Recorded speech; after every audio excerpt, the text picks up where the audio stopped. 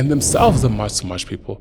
The lady herself, I forgot her name, she was like, oh no, South Africa needed the support of Africa during the World Cup, and the support was not there. Well, yeah, because you are exiling the Africans. You are beating them up and chasing them out of your own country. Until we can learn to live together while apart, we should not live together in one place. We have black people already don't like each other. The success of a black man, of another black man, makes another black man envious and jealous of that particular person. I mean, just look at the xenophobic attacks that are happening right now. It's black on black crime. It's black on black hate. It's an Afrophobia right now. It's happening. The black South Africans are afraid that the black foreign nationals have come to the country to take their jobs and take their women and take their livelihoods. Raw conversations with Herald Kavuala, where truth is spoken boldly, minds are challenged, and legacy is built. Welcome back to Raw Conversations with me, Herald Kavuala. So there's this beautiful idea going around. It's beautiful on paper, to be quite honest. But in reality, it's actually not a good idea. It's an ideal utopia for Africa as a whole. I mean, it will be, like I said, it will be the best thing to happen to Africa if this thing had to happen. Ideally. But realistically speaking, on an everyday basis, I don't think it's going to work. Maybe the first 2 months, the first year, while it's still new, people might get along with one another. But I can promise you that with time, we're going to regret that decision. And the idea that I'm talking about, this ideal that I'm talking about that's been circulating around Africa, it is the idea of having a borderless continent. The United States of Africa. Like I said, it's a very beautiful idea on paper. Because then that Africa unites. Africa is one. We stand together as one. We stand for each other. We're sticking together. Yes, on paper. But in real life, it's not going to work. And there's a lot of evidence to prove that it's not going to work. I personally prefer a visa-free continent over a borderless continent. Because with a visa-free continent, there are still rules and regulations that we need to follow. And that will still bring order within the continent of Africa. Because one thing that is very, very certain is that a borderless continent is a lawless continent. There's too many people. There's too many people that are free to roam around as they please. Sharp, you might say, no, we're going to put, as a continent, we're going to elect leaders or have the countries no longer be independent countries and just have, I don't know, emperors like they used to have back in the day where we have, is it the king and then the king had emperors? I think that's how it was back then. Where Pilate was the one and then Pilate had other people ruling other cities and stuff like that. Maybe we say we do that, but still there's too many people moving around freely. And you can't control that. Let me break down the differences between the two stances here, which is a borderless country, a borderless continent, and a visa-free continent. And then from there, I can further go into why I believe a visa-free continent makes more sense than a borderless continent. And why am I speaking on this? Is because, like I said, it's circulating in Africa. And it's something that Gaddafi, the late Gaddafi, I think it's Gaddafi, that's one thing he wanted to do. And that's something that's still ongoing till today. It's the discussion is still being had till this day. It's a long-term ideology for Africa to have a borderless continent. And I'm going to give you my reasons why that's not going to work. Let me break down first the difference between a borderless continent and a visa-free continent. With a borderless continent, what that means is there is no national borders between African countries. Right now we have borders. When you go from one country to one country, you have to go past the border lines. They have to check your papers. Do you have a visa? Do you have a valid passport? So on and so forth. And if you don't have a visa, you go back to your country. If you have a visa, you come through. And then within a visa, you're there for a certain amount of days, 3, 4, 5 days. And then you have to go back to your country. In a borderless country, there won't be none of that. Borderless continent, there won't be none of that. Citizens can move, live, work, and settle anywhere without immigration control. That's just chaos. If people can move around freely as they please, settle wherever they want to please, work wherever they want to please, so can people also do crimes wherever they want to please, and then run away once the crime is caught and that person is never caught. Once the crime is done and that person is never caught, because now they're on the other side of the continent. This will also mean that Africa will now become one giant political and economical space. How then do we control the GDP? How then do we control logistics, the insides and outs, trades? It just becomes a mess. Like I said, yep, you might have the idea, the ideology of having one king and many emperors to run sectors of the continent, but how realistic is that? Is the question. Africa is a very massive continent. A lot of the other continents actually fit in Africa. The map makes it Africa look small, but it's actually massive. Here is a visa-free continent, my ideology in which I would second. A visa-free continent would mean countries keep their borders and sovereignty. Passports are still required. Citizens can travel freely between countries without applying for visa. But the government will still control who can live, who can work, who can vote, own land, or become permanent residents. There is already order in that. There's already laws put in place in that. You can't just wake up one day and be like, today I'm going to go live in Mozambique, and literally just go to Mozambique and settle. What's going to happen now? We're going to have an extremely populated area of Africa. Let's say the richest part of Africa will be extremely populated because everyone want to go there.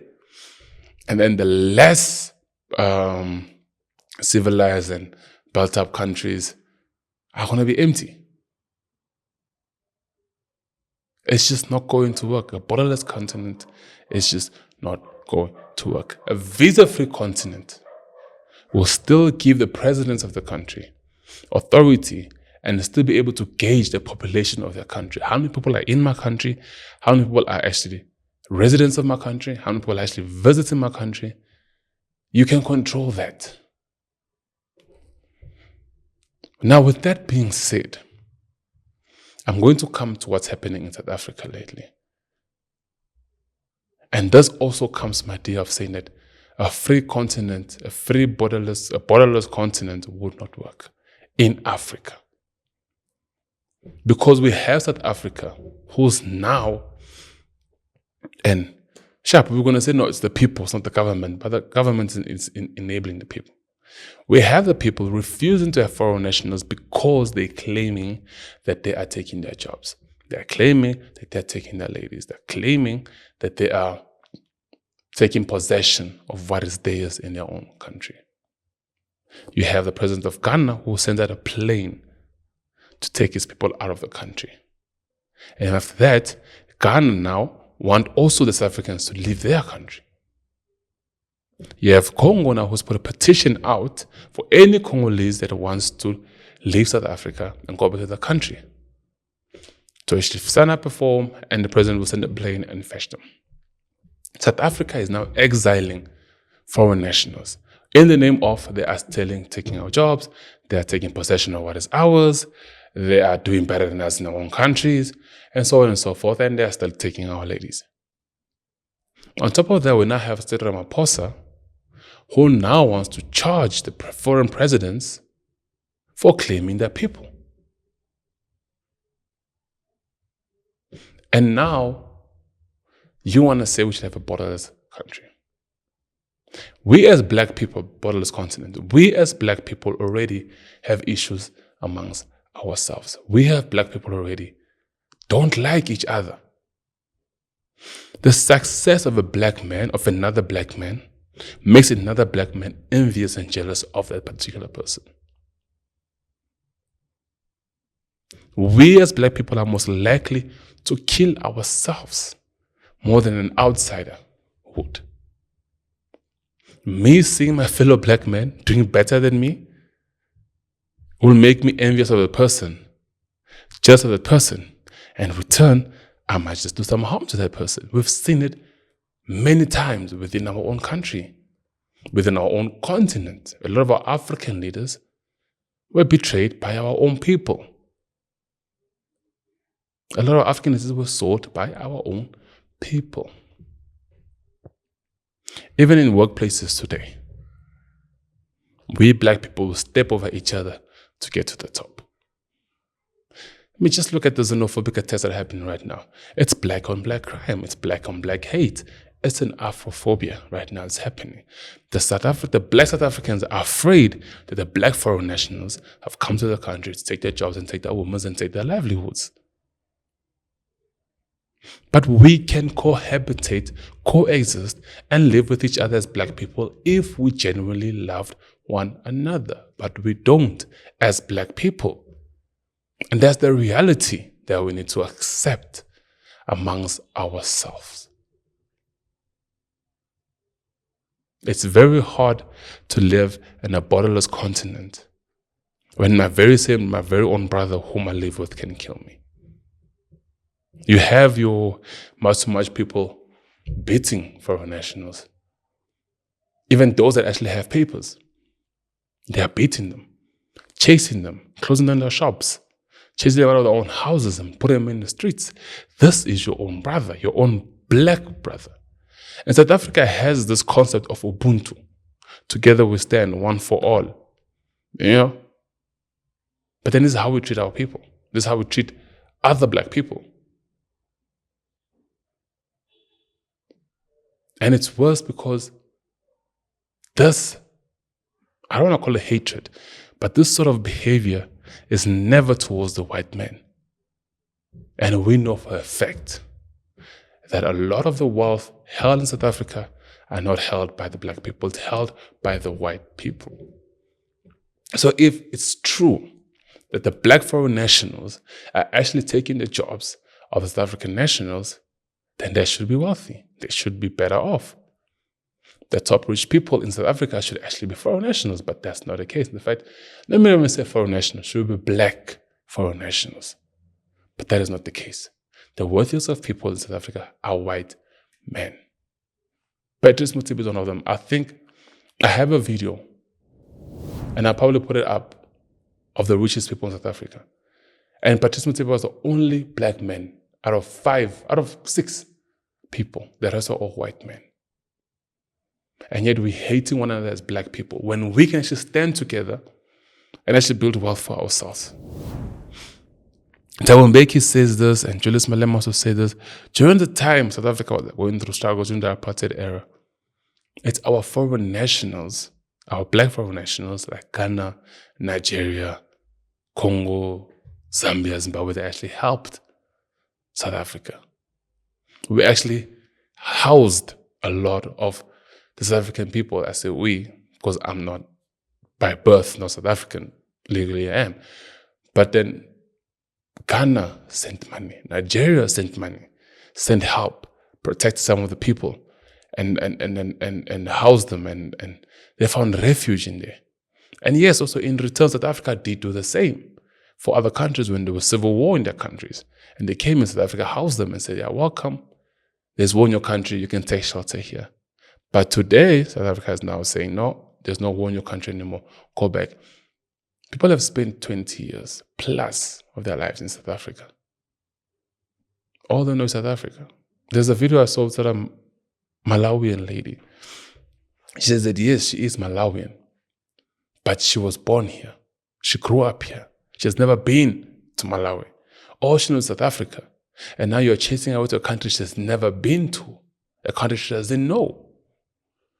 How does that work for her? How does she find herself? It's not going to work. We as Black people need to learn to love one another. We need to learn to live with each other. We have to. We are Black people. And if we don't have each other's back, no one else would. If we ourselves are stabbing each other in the back, there's no one that's going to rescue us. We're now in a sad time where the World Cup is happening. South Africa is playing against Mexico, and the entire continent is supporting Mexico. It might seem small, it might seem like, oh no, it's just social media, it's just the internet, but the internet is dominating, and the internet most of the time reflects reality.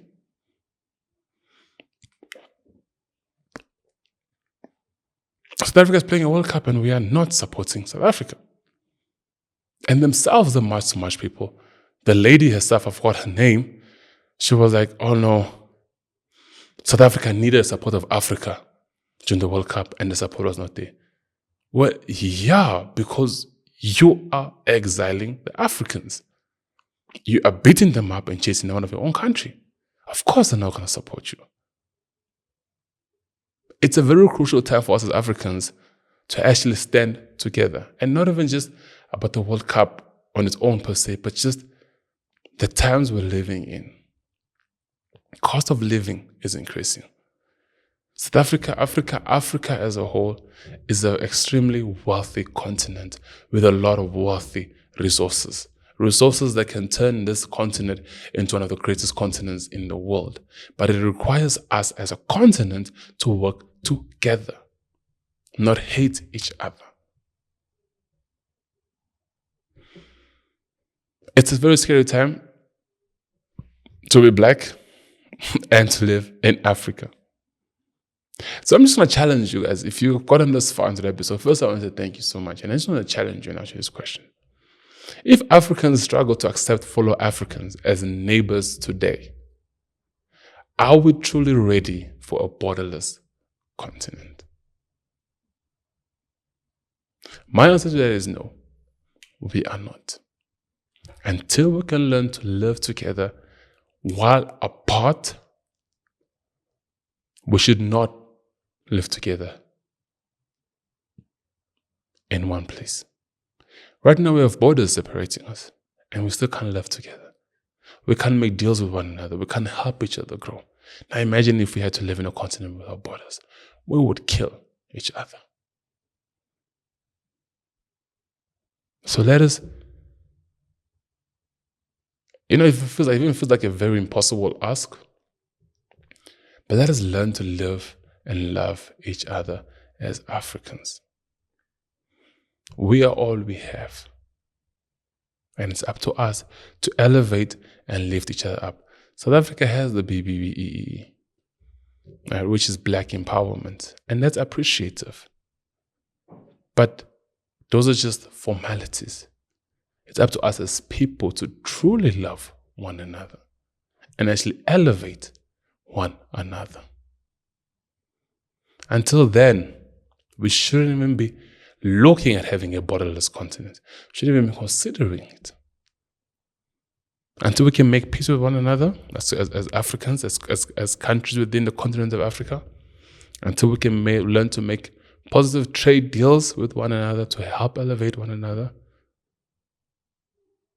we shouldn't have a borderless continent. And that's my 2 cents. It's a beautiful idea, guys. It really is, to be able to go from one country to one country without needing to worry about paperwork, without needing to worry about border patrol and border control and all that stuff. Waking up one morning and saying, you know what, today I feel like going to Zanzibar. And you just, and you're there. Beautiful. But not in our time. Not in our time. Not the current reality we live in. Thank you for coming this far. If you like what you heard, don't forget to like, share, comment, and subscribe. It helps my channel. It helps me grow. It helps me reach bigger audience it also helps me get bigger names on this platform. So please don't forget to subscribe, share this with a friend, comment as well. I will respond to every single comment. And stay raw and stay strong. And I'll see you in the next one. Peace. If you made this far into the episode and you like what you heard, don't forget to like, share, comment, and subscribe. YouTube tells me about 76% of yours, in fact 96% of you people watch my videos but then don't subscribe, and that hurts me. So please do subscribe, and I'll see you on the next one. Peace.